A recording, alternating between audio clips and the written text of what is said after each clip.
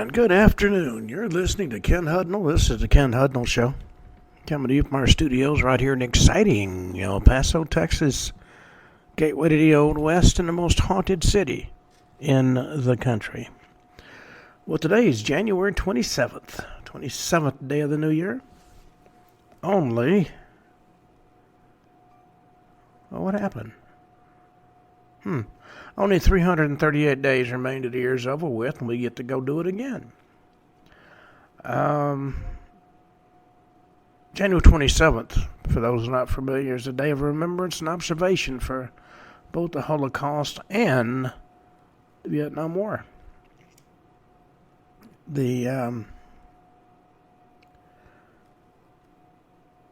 National Bubble Wrap Day.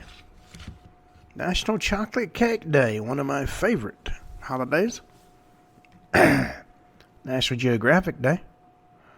Thomas Crapper Day. How would you like to have your name remembered down through history in relation to the commode? Thomas Crapper was an innovator who transformed the way we handle going to the bathroom. It's Punch the Clock Day, Community Manager Appreciation Day, World Breast Pumping Day. It's International Holocaust Remembrance Day. It's believed when learning about the Holocaust allow us to honor the victims and survivors and work toward preventing such atrocities in the future. Family Mediation Week, National School Choice Week, Cordova Iceworm Festival Week. It is said that deep within the ice of Alaska's frozen north is a creature so unusual it became the basis for a festival. The Cordova Iceworm Festival. That name is so unusual. It sounds like something out of a fantasy novel. Now, the conditions it thrives in would kill most other forms of life. But it is, in fact, the iceworm. And every year there's a festival held to celebrate this creature. Now, quite frankly, I've never seen one. I've heard about it. It's also Snow Sculpting Week. Famous people born on this date, Patton and Mimi Rogers, are just two. January 27th is part of January. Also Dry January. Lay off the booze, folks. Manuary, time for men to embrace their inner lumberjack. And I've seen some women embracing their inner lumberjack. National Blood Donor Month, Veganary Thyroid Awareness Month, National Birth Defects Awareness Month, Cervical Cancer Awareness Month, National Slow Cooking Month, Bread Machine Baking Month, National Clean Up Your Computer Month, and a National Brain Teaser Month, National Be On Purpose Month, National Clean Up Your IRS Act Month. There are many forgiveness programs I've been made aware of. National Skating Month, National Soup Month, Fresh Florida Tomato Month, National CBD Month, Apple and Apricot Month, National Hobby Month, National Oatmeal Month, National Bass Safety Month, Clap for Health Month, National Poverty in America Awareness Month. And yes, there is definitely poverty in America. We're giving billions overseas for anything and everything you can think of. We can't take care of the people here. Now, that was Biden's attitude. America last. Under Trump, we may have something different. National Black Diamond Month. Get a Balanced Life Month. Get Organized Month. International Creativity Month. Celebration of Life Month. National Be Kind to Food Servers Month. And National Hot Tea Month. And let's see. In 98 AD, On this date, Trajan succeeds his adoptive father Nerva as Roman emperor. Under his rule, the Roman Empire reached its maximum extent. It was after his death that they divided up the empire. 945 A.D., the co-emperors Stephen and Constantine are overthrown and forced to become monks by Constantine VII, who becomes the sole emperor of the Byzantine Empire. 1186, Henry VI, the son and heir of the Holy Roman Emperor Frederick I, marries Constance of Sicily. 1302, Dante Alighieri is condemned in absentia and exile from Florence. 1343, Pope Clement VI issues the papal bull Una Genitus to justify the power of the Pope and the use of indulgences. That's his version of preemptive pardons. Nearly 200 years later, Martin Luther would protest this.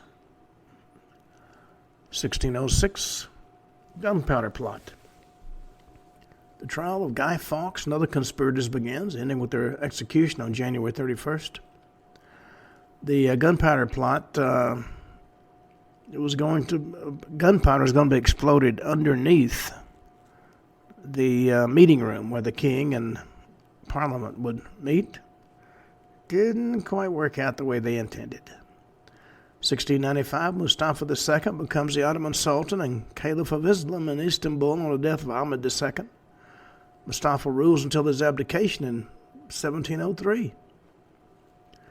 1759, Spanish forces clash with indigenous Huilliches in southern Chile in the Battle of Rio Bueno. 1776, American Revolutionary War. Henry Knox's noble train of artillery arrives in Cambridge, Massachusetts. 1785,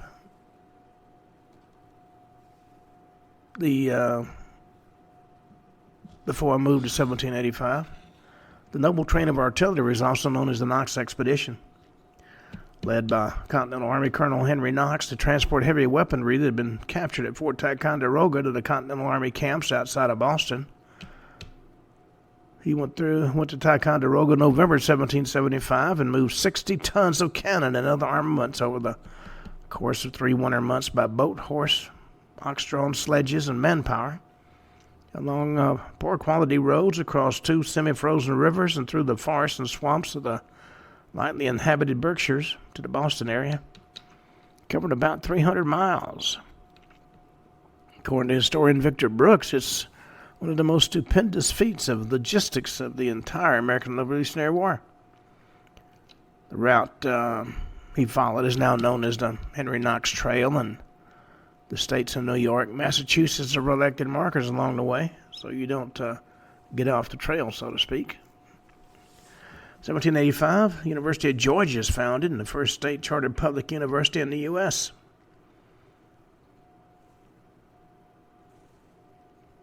1820. If you want to know about justice in Georgia, I wrote a book called Why Would They Say It? You can find it at Amazon. Go to books, look up Ken Hudnall. You can also get it off my website, kenhudnall.com. It gives you a slightly different view of how things are done in the state of Georgia. 1820, Russian expedition led by Fabian Gottlieb von Bellinghausen and Mikhail Petrovich Lazarev discovered the Antarctic continent approaching the Antarctic coast.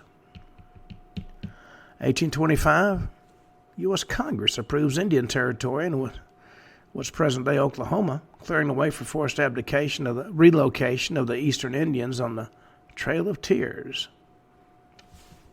Now, I heard about the Trail of Tears all through my elementary and high school years, but no teacher could explain it. Well, it was the forced displacement of about 60,000 people from the so-called 5 civilized tribes between 1830 and 1850. It wasn't one movement. It covered a 20-year span. And the additional thousands of Native Americans and their enslaved African Americans. that were held by the Native Americans that were ethnically cleansed by the United States government. As part of the Indian removal, members of the Cherokee, the Muskogee, the Seminole, the Chickasaw, and the Choctaw nations were forcibly removed from their ancestral homelands in the southeastern United States to newly designated Indian Territory west of the Mississippi. Cherokee removal in 1838 was the last forced removal east of the Mississippi, and that happened because of the discovery of gold in Dahlonega, Georgia in 1828. It resulted in a Georgia gold rush. Relocated people suffered from exposure, disease, and starvation while en route to their newly designated Indian Reserve. And thousands died of disease before reaching their destination or shortly after they got there. It was kind of a shameful period of history.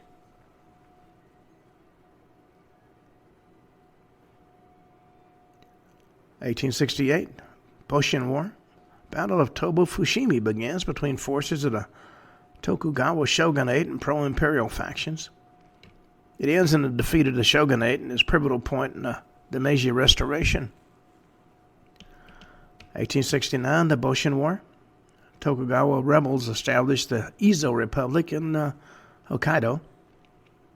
1874, Modest Mussorgsky's opera Boris Godunov premieres in Orlinsky Theater in St. Petersburg. 1880, Thomas Edison receives a patent for his incandescent lamp. 1916, World War I. The British government passes a Military Service Act that introduces conscription in the United Kingdom. Conscription is drafting. And their Military Service Act was their version of our draft laws. 1918, beginning of the Finnish Civil War.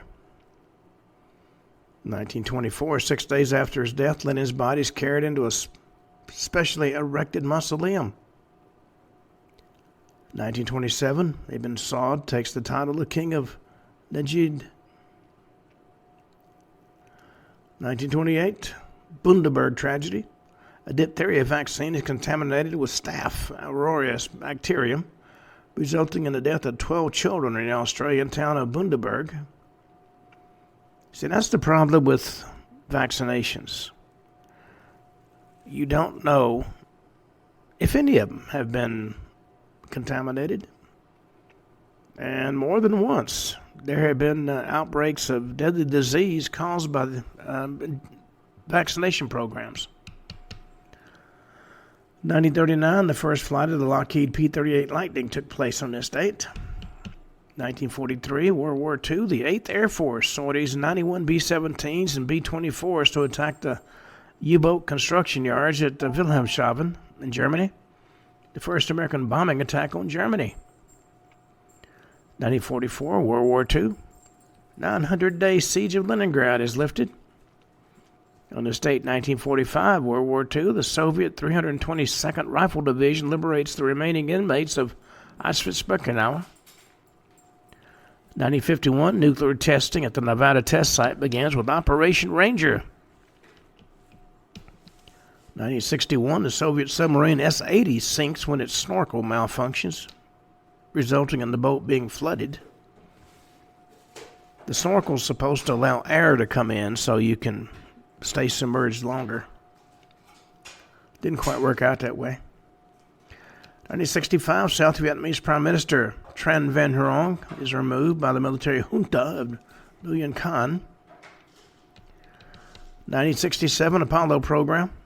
Astronauts Gus Grissom, Ed White, and Roger Chaffee are killed in a fire during a test of their Apollo 1 spacecraft at the Kennedy Space Center in Florida. 1967, Cold War.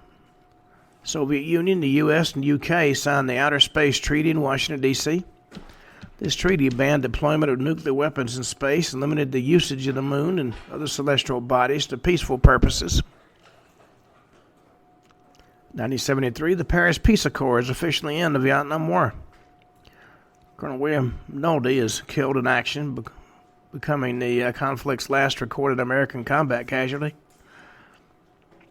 It wasn't until 1975 that the war officially ended for U.S. forces. I think it's May 15th, 1975.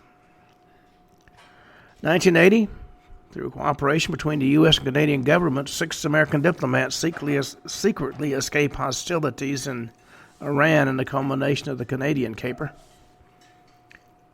Now, the Canadian Caper was a joint covert rescue by the Canadian government and CIA of 6 American diplomats who had evaded capture during the seizure of the U.S. Embassy in Tehran.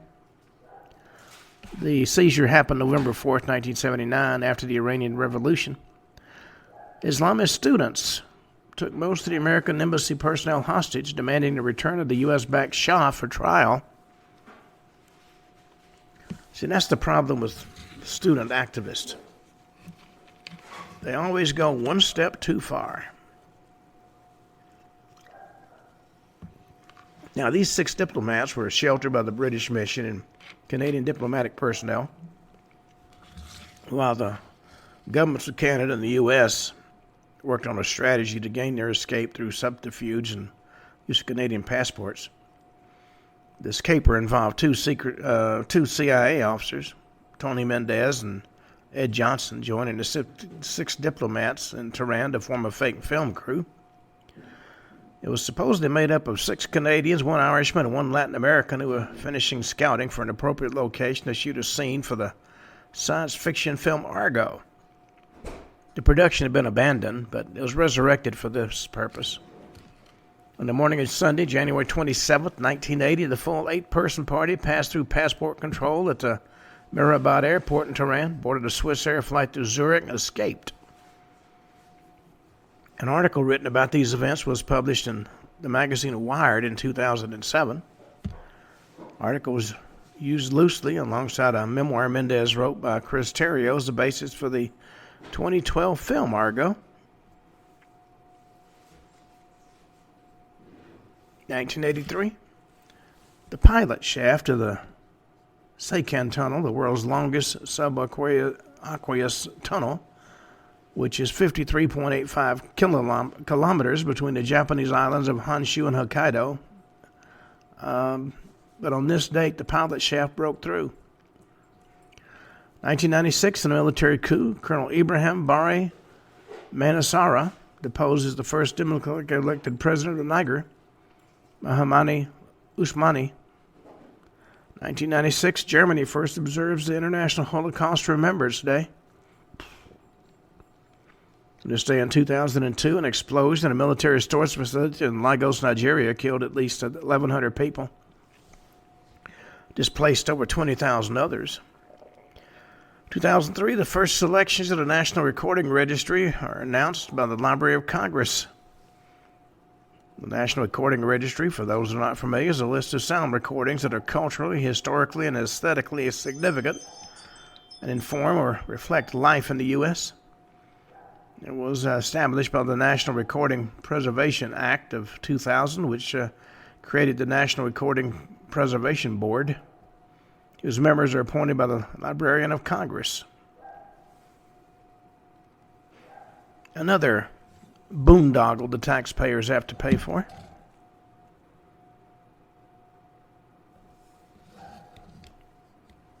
(2010) 2009 Honduran constitutional crisis ends when Porfirio Lobo Sosa becomes the new president of Honduras. 2010, Apple announces the iPad, which has become a mainstay of American existence. 2011, Arab Spring. The Yemeni revolution begins as over 16,000 protesters demonstrate in Sana'a. 2011, within Ursa Minor, H1504 plus 65, a white dwarf with the hottest known surface temperature in the universe at 200,000 K was documented.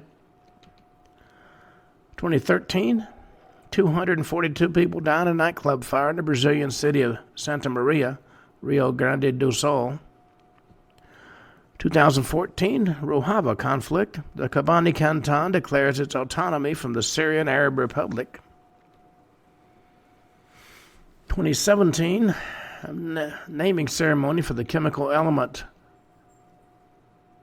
Tennessee takes place in the U.S. 2023, protests and public outrage spark across the U.S. that are released of multiple videos by the Memphis Police Department showing officers punching, kicking, and pepper spraying Tyree Nichols as a result of running away from a traffic stop, which resulted in him dying in the hospital 3 days after the incident. I will say that there are officers who are the epitome of Barney Fife, and they overreact. And if you're not familiar with Barney Fife, I refer you to the Andy Griffin Show. In 2023, a shooting at a synagogue in Neve Yaakov, East Jerusalem, kills 7 people and injures 3 others. Now that ends our little history segment. I'm going to cover a few news stories. A number of world leaders have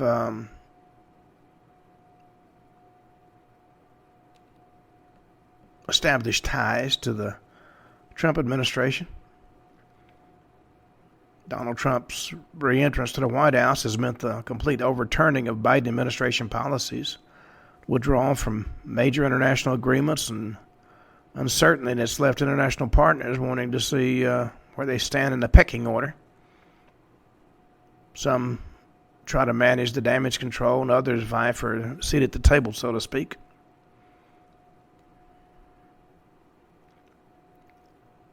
Italy's Prime Minister, Giorgia Meloni, met with Trump.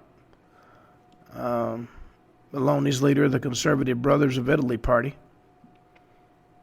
This Italian leader already voiced her support for Trump's position on international issues like increasing NATO defense spending. Hungary's Prime Minister Viktor Orban, a longtime ally of Trump, championed his return to the Oval Office this month. Reported declared that with Trump in office, he could launch the second phase of the offensive that aims to occupy Brussels. Argentina's President Javier Milei, once hailed by Trump as a leader to make Argentina great again, is looking to expand relations with the U.S. during the Davos World Economic Forum. Told Bloomberg he may be willing to leave the more than 30-year Mercosur trade bloc founded by Argentina, Brazil, Paraguay, and Uruguay in 1991 if it means a new trade deal with the U.S. India's Prime Minister, Narendra Modi, is working to secure a trade deal with the U.S. amid concerns over international tariffs. Despite improved ties between India and China and a meeting between Modi and Chinese President Xi Jinping in Russia last year, Reuters said that Modi's looking to back off its reliance on Beijing and reestablish relations with Washington. Israeli Prime Minister Benjamin Netanyahu has a strong relationship with Trump during the first term, and a similar dynamic is expected to reassert itself during Trump's second term. The UK Prime Minister Keir Starmer, U.S.-UK partnership's been described as a special relationship, and London has long been one of Washington's closest allies. Problem is that Starmer had been previously critical of Trump. We'll have to see how that plays out. In 2023, condemned the UK's Conservative Party for behaving and more like Donald Trump rather than embodying the values championed by Winston Churchill.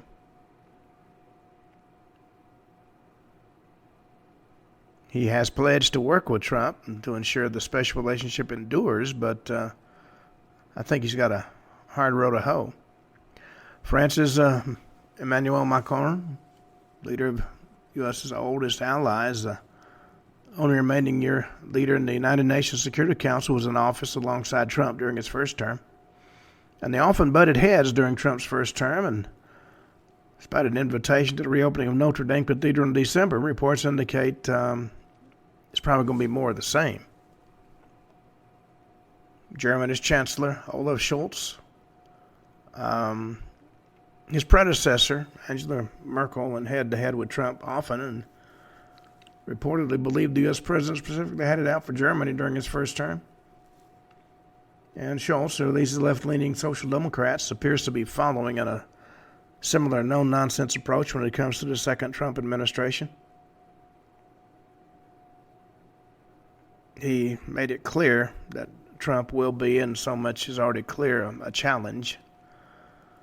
European Union, Trump made it clear, European Union in his crosshairs, told reporters the European Union is very, very bad for us. But the president of the European Commission, Ursula von der Leyen, made it clear this week she's willing to and ready to work with the new U.S. president. So, and then Canada's Prime Minister, Trudeau, had a series of run-ins with Trump. Trump made the comment that Canada should be the U.S. 51st state, which of course upset Trudeau, and he actually stepped down from his job as premier this month. There's going to be elections March 9th to see who in the Liberal Party will take Trudeau's place.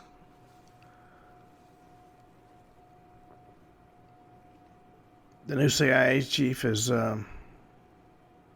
resurrected an old report that releases information about the COVID origins. He favors the lab link theory.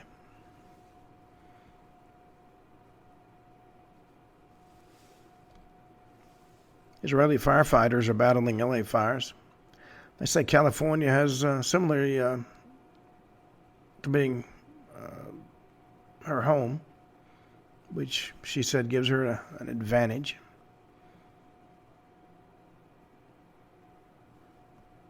Trump border czar Tom Homan warns daily migrant arrests will steadily increase as Trump admin targets nonviolent illegal aliens. The first one was out the door, were 500 illegal immigrants with criminal backgrounds, and that number's set to rise.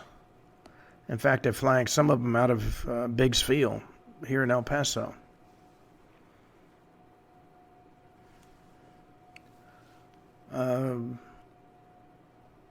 Illinois' self-proclaimed supermayor is facing legal jeopardy. She's been found in contempt of court after stonewalling liquor licenses. She has been styling herself as supermayor. This is in Dolton, Illinois. Owners of St. Patrick's, a 3-story restaurant and banquet hall, and sued in August, claiming the mayor had reportedly promised to sign the liquor license already approved by the village board of trustees, but she refused to do it.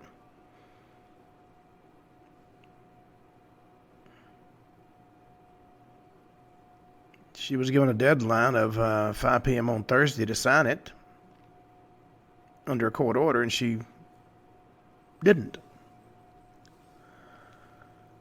The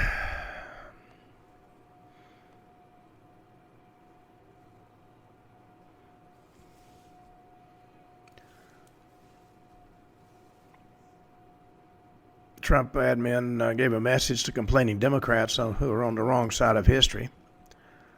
Get some tissues. Wipe your tears.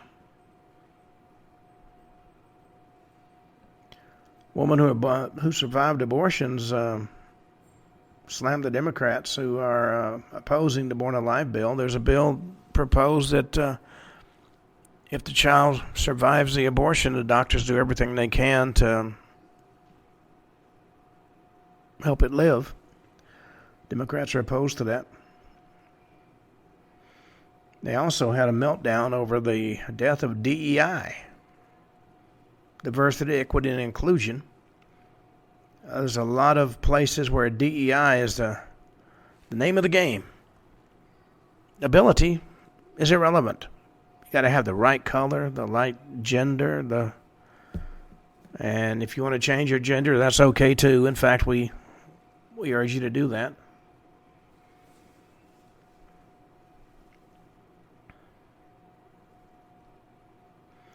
The International Criminal Court prosecutor has filed a surprise application as Senate set to vote on sanctioning the court.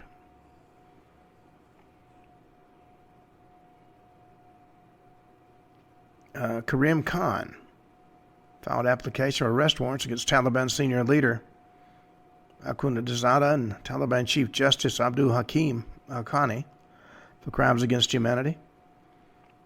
Now, this is the same court that also requested arrest warrants for Israeli Prime Minister Benjamin Netanyahu. The House has also already passed a bill to sanction the court. Got to wait for the Senate to approve it. Trump is talking about gutting the IRS and moving the agents to the border and having them actually get their hands dirty.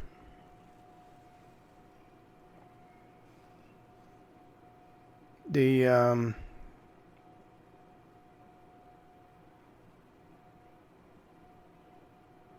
SpaceX has launched Falcon 9 from Kennedy Space Center. It's going to release more Starlink satellites, which are aimed at connecting the world. It's supposed to be a new generation of internet.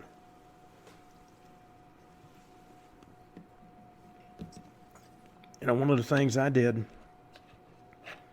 I went down to my handy-dandy cell phone company, and I got a hotspot that I carry in my pocket, no matter where I'm at. If I remember to charge the sucker, I can access the internet. And then I got a better one from Amazon. And Amazon's got almost anything you want, which is amazing.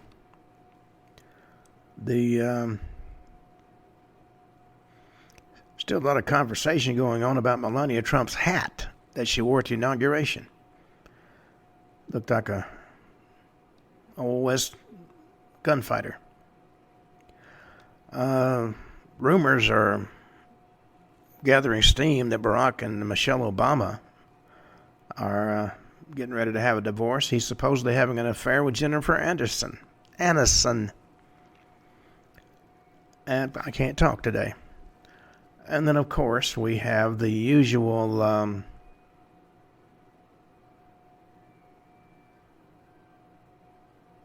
disagreements and prognostications.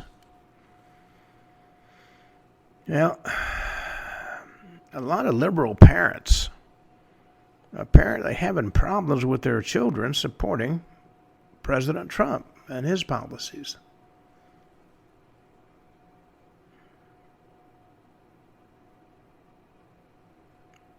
Let's see, is anything else of interest? It would appear there's a new report out about a lot of historic, iconic figures who have identified as LGBTQ. This covers authors and actors and royals and politicians, even a U.S. president. Eleanor Roosevelt was a highly influential first lady, but there's been a lot of rumors that, in fact, she was at least bisexual, if nothing else. Then there's Jane Addams.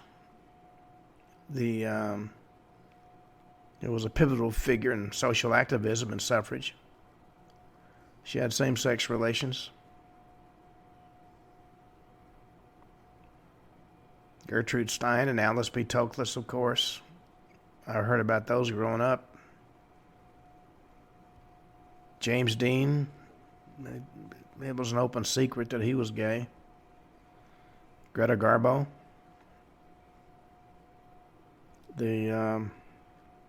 While she had many male admirers, she, when she could do it safely, had female assignations. Alan Turing, a very well-known German code expert. Leonardo da Vinci, many say he was gay. There were 2 sodomy charges brought against him.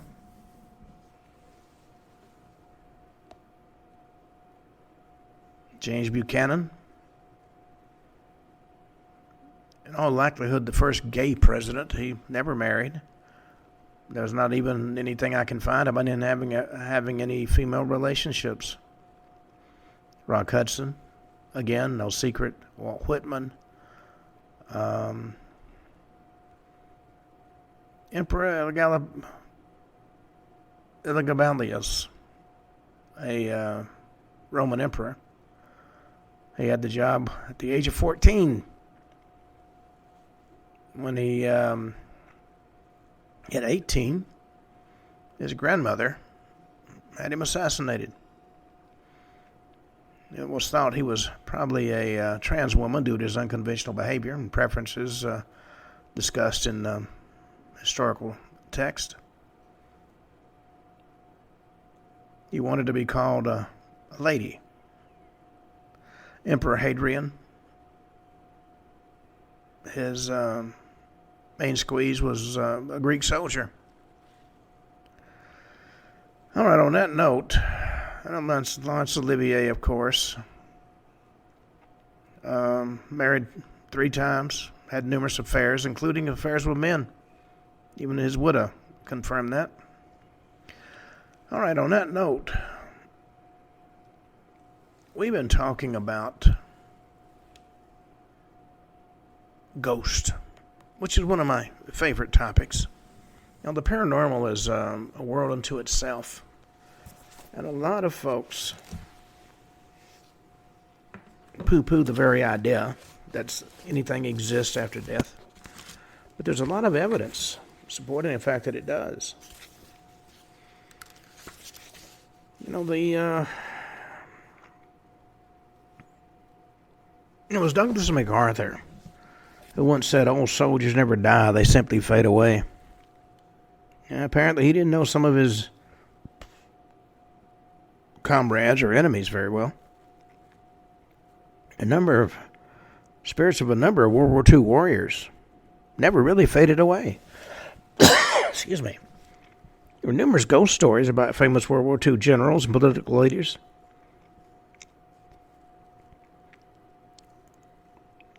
They also spanned the continents that were involved in those conflicts. And some of the names and the places that they haunt, they actually surprise you.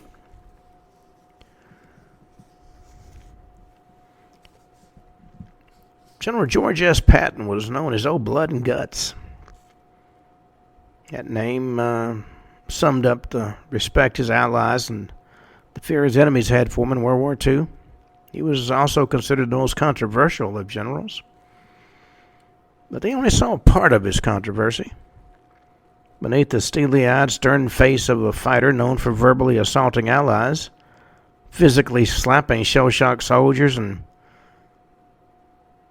stomping Nazi units across North Africa and Sicily and Europe, it was the heart of a mystic.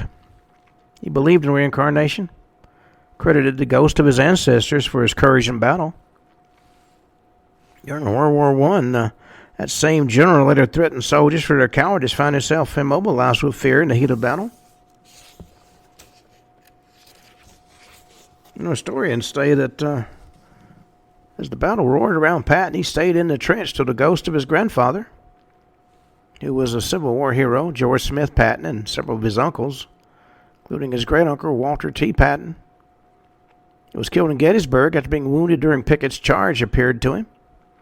And they weren't happy with his refusal to fight and urged him to charge out of that trench and get in the fight. And it wasn't Patton's last ghostly visit from his ancestors. Oh, no.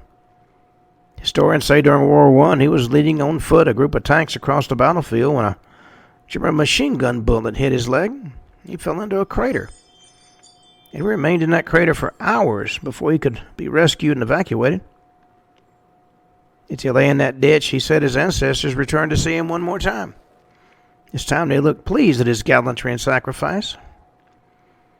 During campaigns, particularly in North Africa and Sicily, he often surprised his assistants when he took them on impromptu tours of historic sites. In fact, his intimate knowledge of various ancient battlefields could be somewhat unsettling. When they asked him how he knew so much about the battle or what text he'd read to gain such clear understanding of history, Patton replied he was there when it happened. He believed in past lives he'd campaigned with Caesar and Hannibal and Alexander the Great and even Napoleon. Apparently, not speaking the language wasn't a barrier.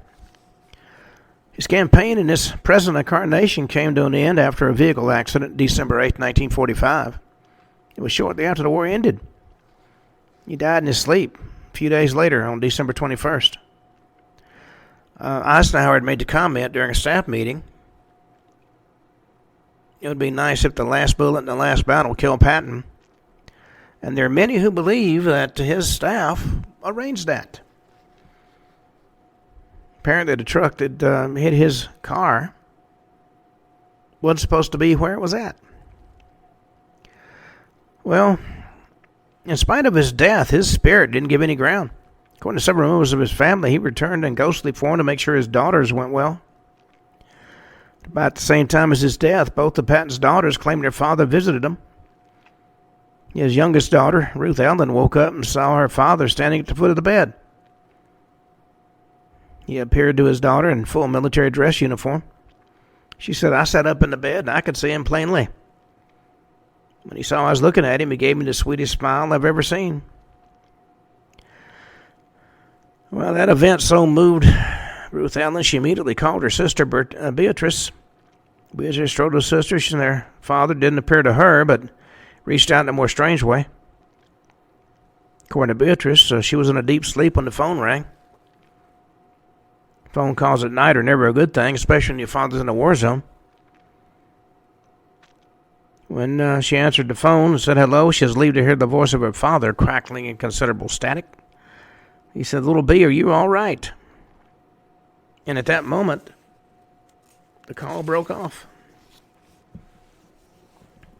Well, figuring it was just a bad overseas connection, she immediately called the operator, hoping he or she could reconnect him. And she was shocked at the operator's answer. Not only could the operator not connect her, but there'd been no overseas call placed.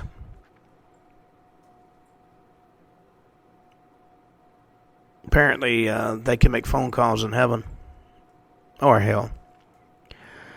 Events were too much for the girls, who believed it wasn't a coincidence. They believed their father, who never feared breaking through the line of the enemy, broke through the final line, the one between life and death. Communicate with his beloved family one last time.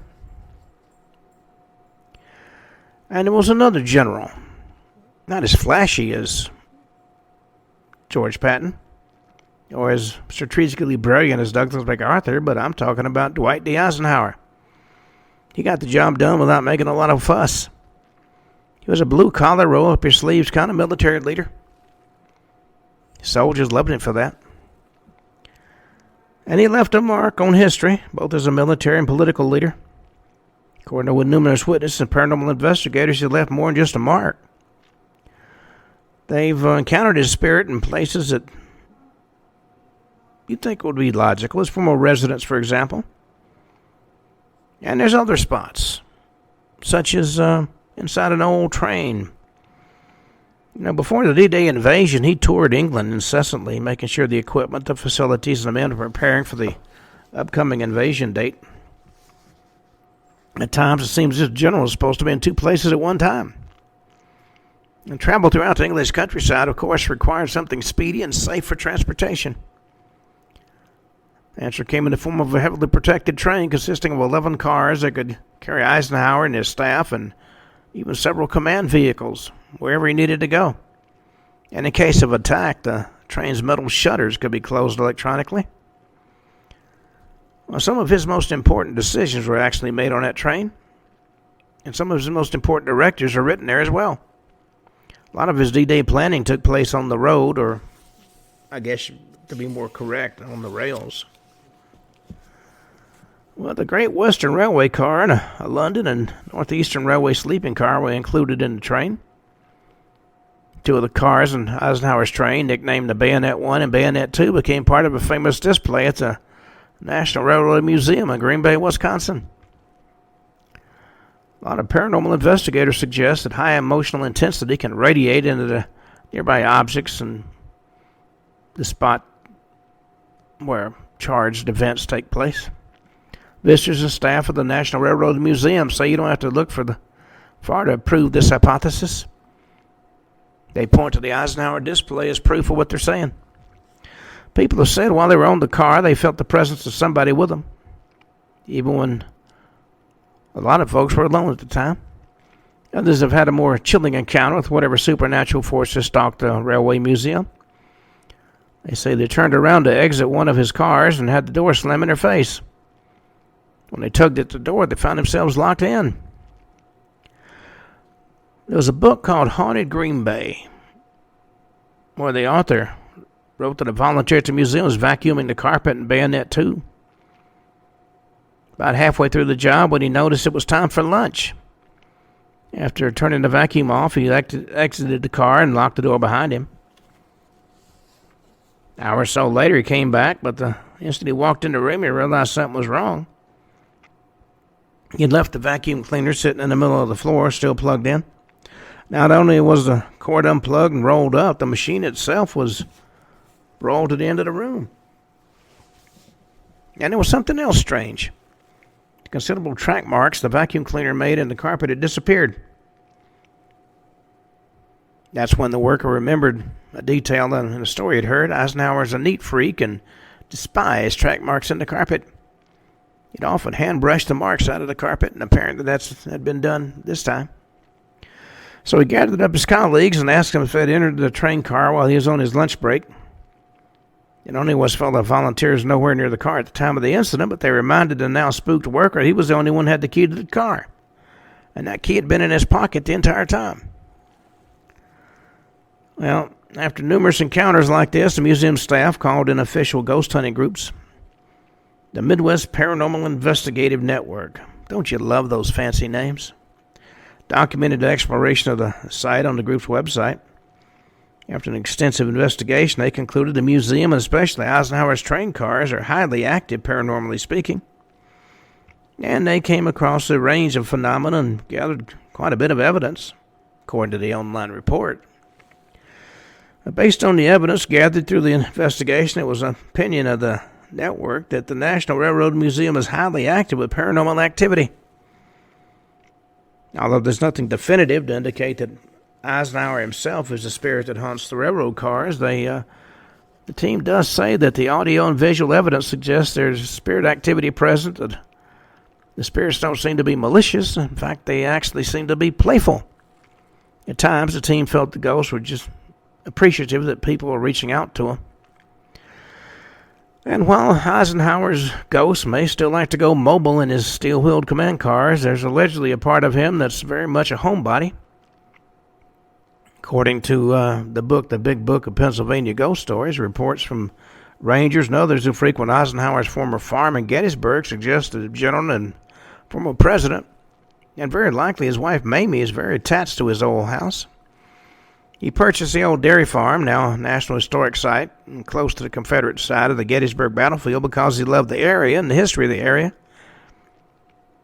He'd loved it since he was a cadet at West Point. He and another famous World War II general, Omar Bradley, spent 3 days in Gettysburg studying the battle as cadets at the military academy. When his service to his country as general and president was fully fulfilled, he returned to Gettysburg for a quiet retirement to work on his memoirs. And My family was involved with Gettysburg. In fact, a lot of the officers on Pickett's charge were family members. We almost had the family wiped out that day, which would have been unfortunate for me. Because the farmhouse is old, built so close to a battlefield that bore witness to thousands of casualties and calamities, it's natural to speculate whether the property was haunted before the Eisenhowers resided there. It's also worth remembering whether Ike and Mamie themselves had any supernatural run-ins with the famous ghosts of Gettysburg. Of course, if they did, they never told anybody, and nothing appears in the general's memoirs about it. However, he died in 1969, and Mamie died in 1979. And after that, the National Park Service converted the farm into the Eisenhower National Historic Site, and that's when the ghost stories started to roll in. And they came from reliable sources as well. Park rangers who were sworn to guard and maintain the property. According to the rangers' accounts, the activity normally heats up at the end of the day and end of the night. One encounter, 2 rangers were in the house at night, and they heard the sounds of doors slamming from a bedroom. They didn't think burglars had entered the property, though.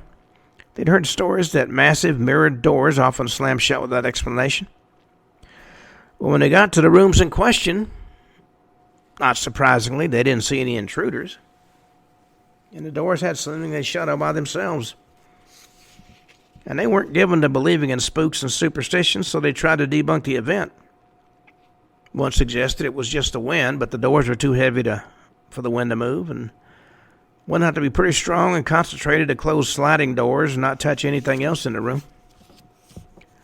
Another case, the rangers were in the home during a cold February night. One was in the kitchen when he heard the unmistakable sounds of somebody walking down the back stairs. He figured it was his colleague coming down to check on him, and he called out to her, but there was no answer.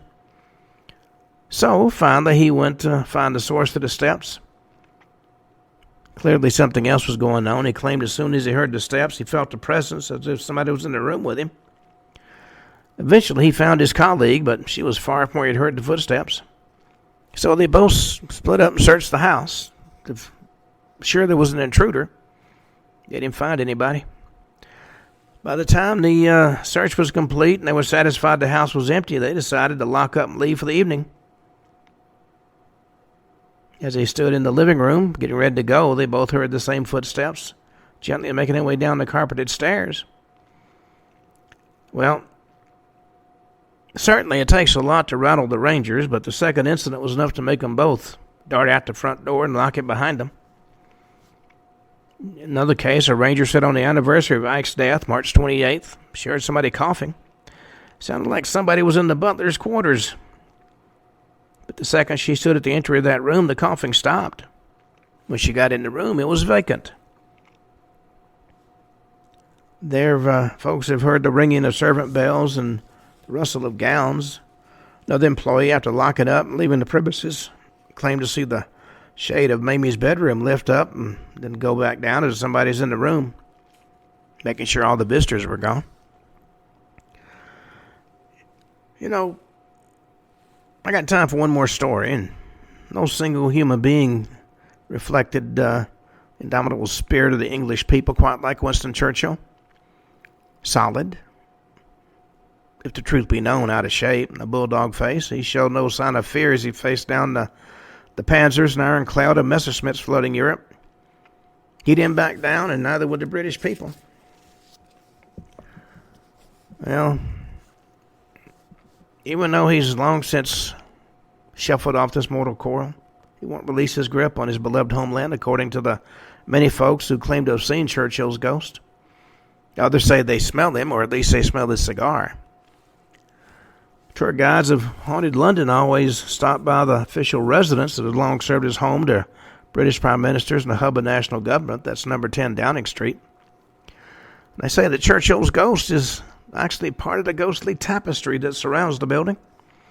Several people say they smell the unmistakable odor of cigar smoke in certain areas of the house.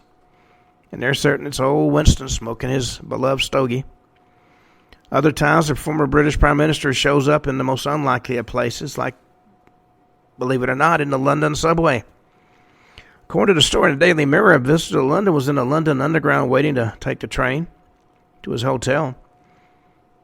He told the paper he was overcome with the feeling that a presence was nearby. In fact, that presence was right next to him, but it was midnight and he was alone on the Queensway station. Nobody else around. He said he felt like somebody was standing right behind him. And because his girlfriend back home had never traveled on London's famous subway system, he was already snapping pictures. When he got back to his hotel, he decided to review the photos he had just taken. One picture, taken around the time he started to feel the presence, he could make out the frosty image of a man who looked just like the former Prime Minister of England. And since there was nobody else at the station at the time, he couldn't come up with any other explanations. And many of his friends and family who saw it also admitted that the picture of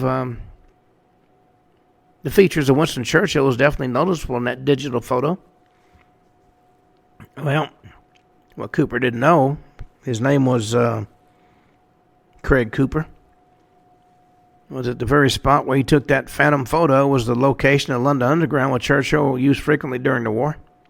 In fact, the location was now a busy station for commuters, was used as a bunker to keep the Prime Minister safe as Nazi bombs rained down on the city.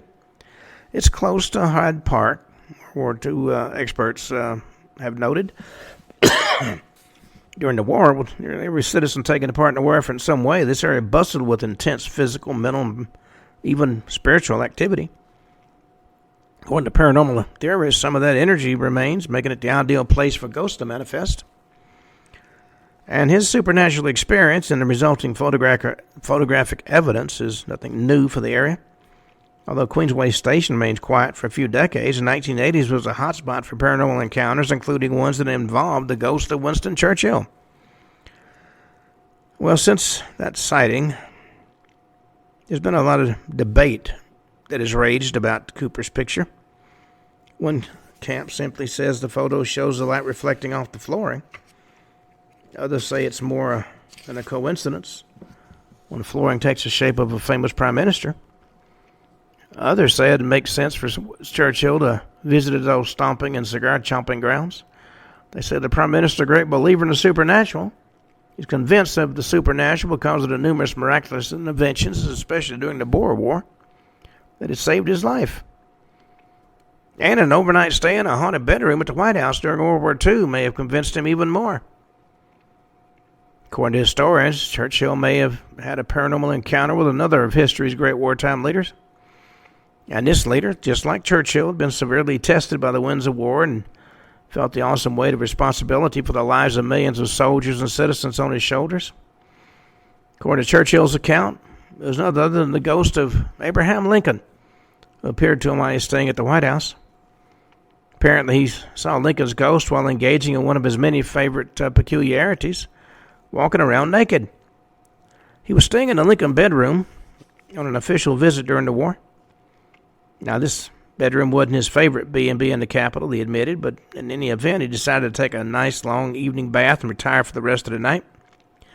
Finished his bath and strolled out of the bathroom into the bedroom, completely naked, while still clutching his cigar. As he walked into the room, he said he saw the nearly transparent ghost of Abraham Lincoln standing by the fireplace. And he said that Lincoln looked directly at him. Now, you have to kind of imagine what the expression might have been on Lincoln's face after seeing the sight of the naked prime minister in his bedroom, but Churchill maintained his composure, he said. According to the story, the prime minister looked right at Lincoln and said, "Good evening, Mr. President. You seem to have me at a disadvantage." And Churchill said Lincoln smiled at him and faded away. Well, Churchill certainly was open to the supernatural. And that doesn't mean he encouraged these encounters.